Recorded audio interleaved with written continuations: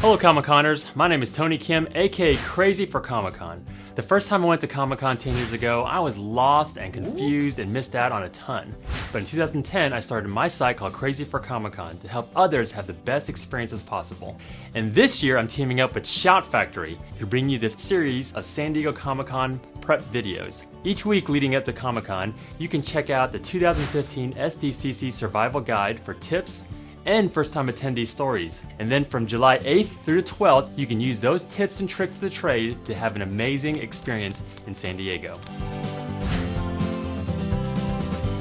Now, I'm no doctor, but I am Asian, and my people make great doctors, which is why this first tip is so important. Getting ready for Comic-Con is a bit like getting ready for the zombie apocalypse. The number one key for survival? Cardio! This is one of those tips that I always emphasize early.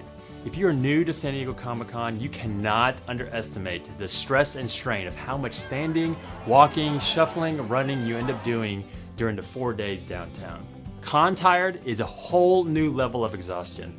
After the end of a long day, it feels like you've been running from zombies all day long. Especially if you've been camping out all night or partying into the wee hours. Your feet will get cramped, your back, your shoulders will be aching, and by Saturday, you will be a wreck.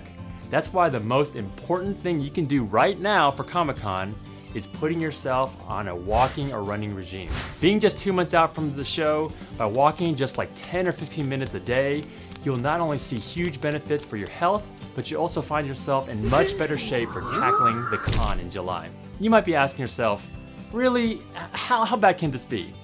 Well, a friend of mine used a pedometer one year and he ended up racking up over 20 miles in less than 5 days. He practically ran a marathon at Comic-Con. Of course, a lot of this depends on your own personal schedule, location of the hotel, what events you're participating in, but you will end up walking, standing, and shuffling much more than expected.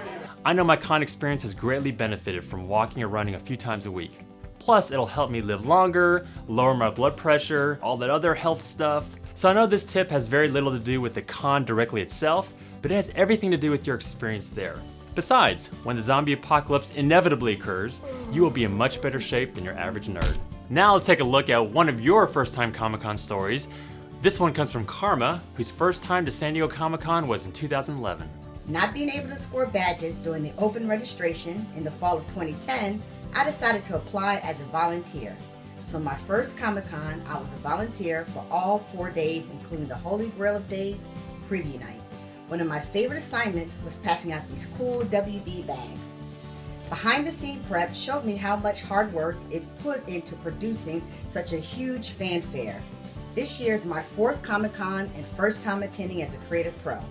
And now it's time for me to finish getting my 10,000 steps in for the day in preparation for all the walking in July. Thanks, Karma. See? Get those steps in early. But first, be sure to like and share this video, and subscribe right here for more tips next week. And feel free to leave your own tips and stories in the comment section below. Also, check out crazyforcomiccon.com for even more helpful information between now and preview night. And if you like podcasts, subscribe to Crazy for Comic-Con in iTunes for exclusive stories and special interviews. No matter what, remember, Comic-Con is like climbing Mount Everest. You'll need every advantage you can get to make SDCC a wonderful, memorable experience. And together, we're going to make 2015 San Diego Comic-Con the best one yet. See you next week, and live long and stay crazy.